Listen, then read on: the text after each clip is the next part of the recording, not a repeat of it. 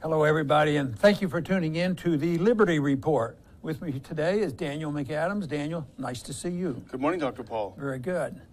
You have a little announcement for us today? Yeah, we had a great weekend. You know, we did the Friday show with Julian Assange as our interview, and it just went viral.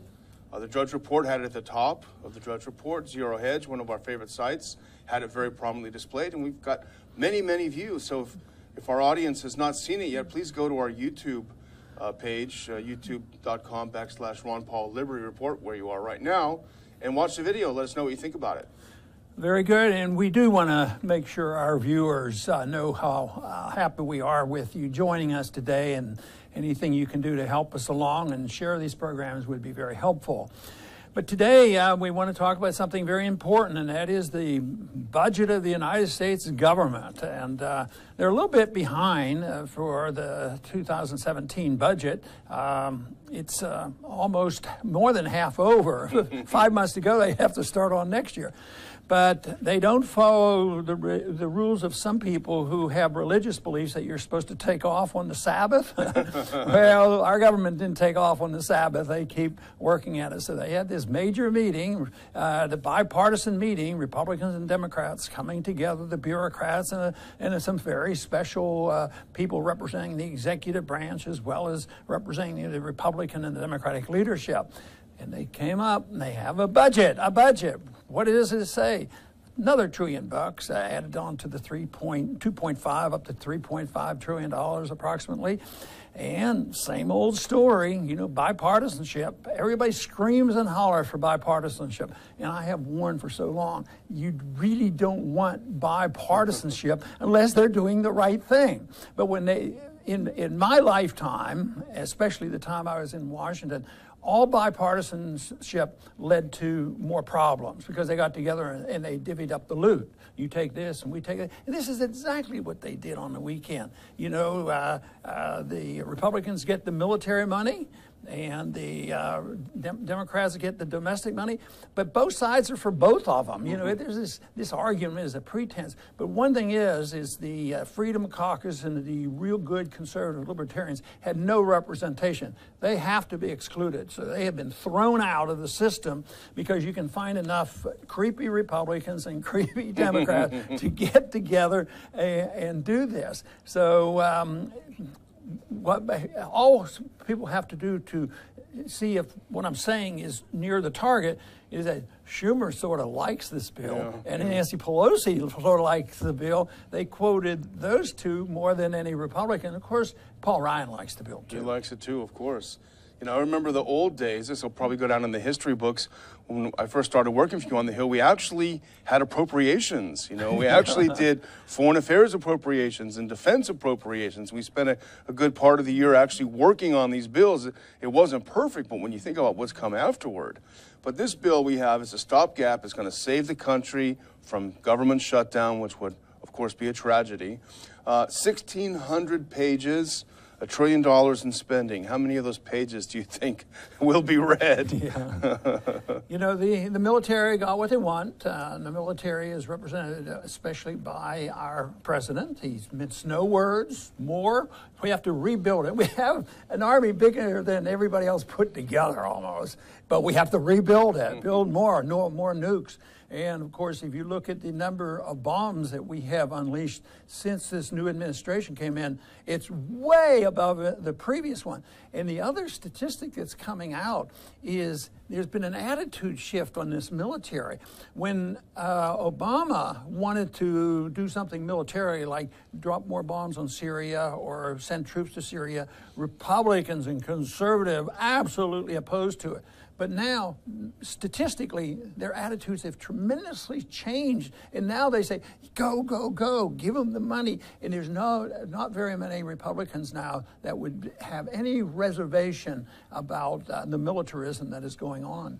You know, our friend Bob Wenzel had a piece up at Target Liberty where he talks about the shifting attitudes of conservatives, of Republicans about war. And I think it was, when, as you point out, when Obama was bombing, I think only 40% supported it. But now that Trump's bombing, it's something in the 80s. Yeah. So it's a little depressing. Well, you know, the other thing is I'm not much of a supporter for the wall. I believe in borders, and I believe we can do a much better job. Number one, I would give no benefits and no easy road to citizenship, people who break our laws and comes in. But nevertheless, people have been enthralled with building a physical wall, thinking that is a solution. And I think we heard about it in the campaign a little bit. You know, we were going to get this wall, get it soon. The Mexicans are going to pay for it. Guess what? They gave up on that really. They say, we don't need that money right now. We'll worry about that next year. But the loyalists, oh, well, that's okay. It's a tough system. We have to give up on the wall. Maybe we don't need the wall. I mean, not that I want the money for the wall, but people ought to wake up on what's happening. How can you trust what they say? It's the same old stuff. You hear the campaign slogans. And when I think of it in a military sense, I think about how Woodrow Wilson and FDR and even Nixon, we got to get out of these wars, and then they become the biggest warmongers of all. You know, they do this. So they are saying these one things. And Trump, I like Trump because he said, let's approach this rather modestly, you know, and reasonably with the Russians. They're not that bad of people. But where are we now? Just picking at each other and just throwing everything aside. The peace dividend actually never existed, but the little inclination toward peace after dropping out of the Soviet system, that's gone. That's gone. So it is a real shame on what's happening in our foreign policy today. And on that same note, you'd pointed out this new budget contains $100 million in spending to create a special fund to counter Russian influence in Europe. I wonder if that means they would be influencing elections or something like that. I mean, nobody's going to have an accounting of all this, I'm sure. You know, this is just more money for propaganda. It's going to produce a lot of jobs for propagandists. You know, and that's essentially what it's all about. It sort of fall into the categories of the concerns of the founders. Stay out of entangling alliances with other nations, especially in Europe. Stay out of the politics of Europe, and yet here it goes. So, and there is no money there. It's all going to be debt, and you know, I hope the tax cuts come through, which on the short run, if they don't cut spending, that is another problem. You know, you can't have magic recovery from the disastrous monetary policy by just cutting the taxes, because they have to cut the spending. And this is further proof that there is no appetite for spending. And as much as we can complain about the executive branch and the bureaucracy and the Congress, the House and the Senate, the people have a lot of responsibility for it too, because like you just pointed out, you know, the shift in attitude, the Republicans and conservatives now all of a sudden like war and like dropping bombs, and we have to do it. I mean, they're determined to build up stature and be intimidated by Un. You know, he's such a little wimp. And what is he going to do? Oh, I have a nuke, I'm going to get you. So, you know, all he wants is attention, and they play into his hands. But that may get out of hand. I mean, we send our Navy over there, and who knows what will happen from that. But I think we do exactly what he wants, because he's on the top of the news around the world. He's the worst guy in the world. And that's the way these psychopaths are. They enjoy that kind of thing.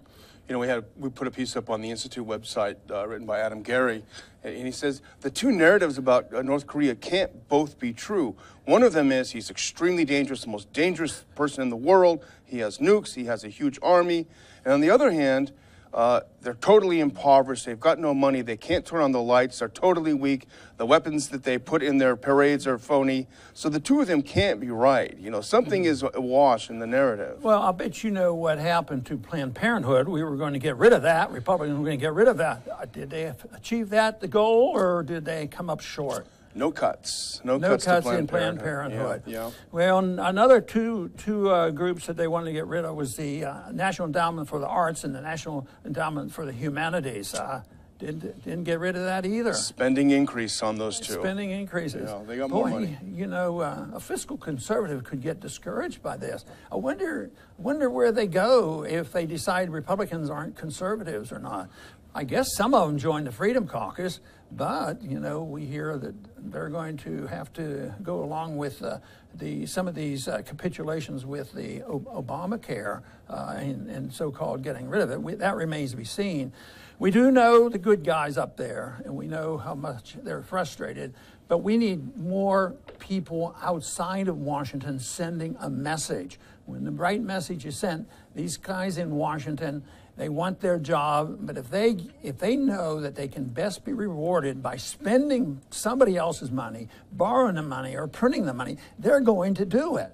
And that's why this was not. You didn't need to be a genius to predict this was coming. Yeah. I mean, but this is not being really astute. This is the way it works. This is what happens when you have pure democracy, where people get to vote largesse for themselves, and that's how they get rewarded. Then you get the powerful special interests and the lobbyists. They run things. So the Constitution doesn't run anything at all. It's just shunned. I wonder how many infractions there are on the Constitution if you went out and dissected this bill out. I imagine there'd be very little of that money that the people who wrote the Constitution would say, oh, that's legitimate, that's legitimate. But most of this, they say, this is ridiculous, especially because it's running up the debt. It would be a good exercise to go through it. The other thing that stood out to me is $15 billion in supplemental spending to, quote, fight terrorism. And this reminds me of what our friend Chuck Spinney would call the self-licking ice cream cone. Because essentially our policies in the Middle East do nothing but create terrorism, and in Central Asia, create terrorism, bombing, dropping these big bombs, invading Syria. It creates terrorism. We're we're fighting alongside with Al-Qaeda in Syria. They're our nominal allies. So we spend money to fight terrorism, but in the fight, we create more terrorism, which then requires more money to fight terrorism, on and on and on. It never stopped.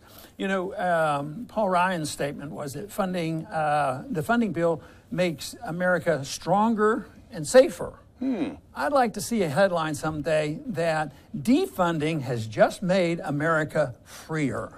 I mean, that would be astute. You know, that would be what we need. And all of a sudden, prosperity would break out and peace would break out. But there's too many special interests around the world, domestically, in the military-industrial complex, that thrive on war or potential war, and this pretense that there is many Hitlers out there that if we don't stop them tomorrow, they're going to be on our shores and they're going to start bombing us, and we have no other choice in the world because we have this moral obligation. We are exceptional Americans. We know what is right. It is our duty to do this, and if we don't, we're derelict in our duty. For some reason, it always backfires. You know, ever since Woodrow Wilson, it's backfired. He introduced this whole notion that we have this moral obligation to make the world safe for democracy. Yeah, it's sure been safe in the last 100 years, and until we reverse our beliefs, it's going to get less safe, less free,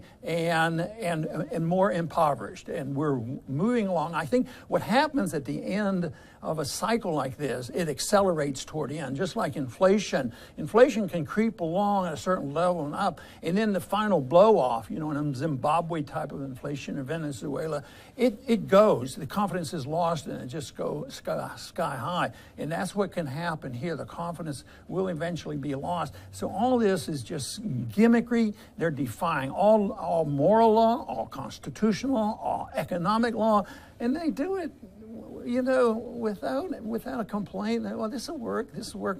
We know what we're doing. People need to be taken care of. Everybody has to have a safety net, and we're the ones who do it. We have these people who believe that, you know, that the elitist viewpoint. We believe we're elite and can tell the world what to do, and then you have the liberal domestic who believes they're elite too. And if you didn't give them free medical care and didn't give them Obamacare, etc., there would be no medical care. which, hey, there's no evidence that that's what happened before Obamacare, nor is there any evidence that that is what would happen if they finally decided that the marketplace is how you distribute goods and services the most efficiently. Yeah.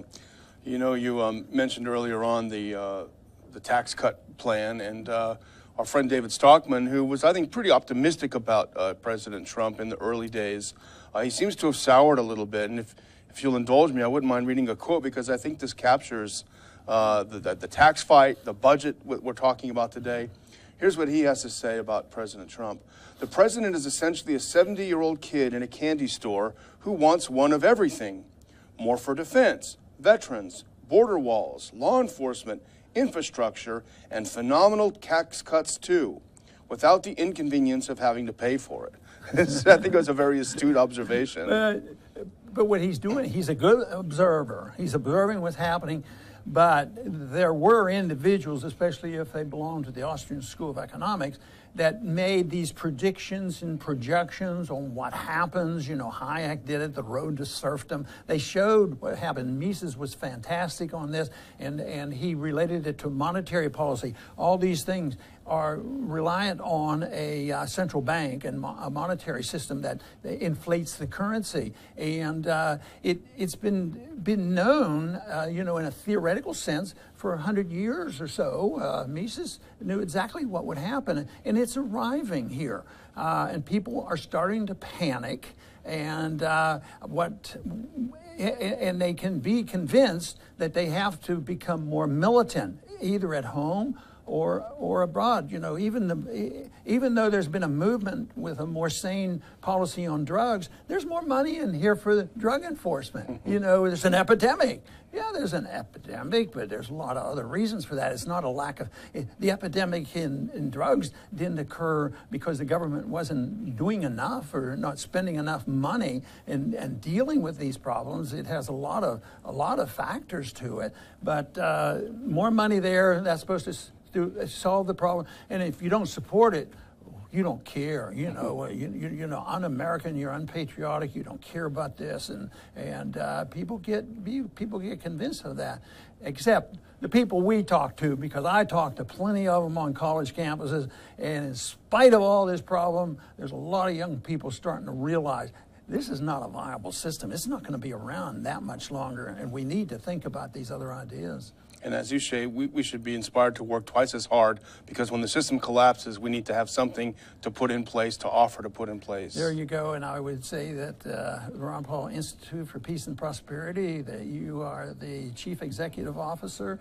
You're doing a great job in promoting that, and we want to continue to do it.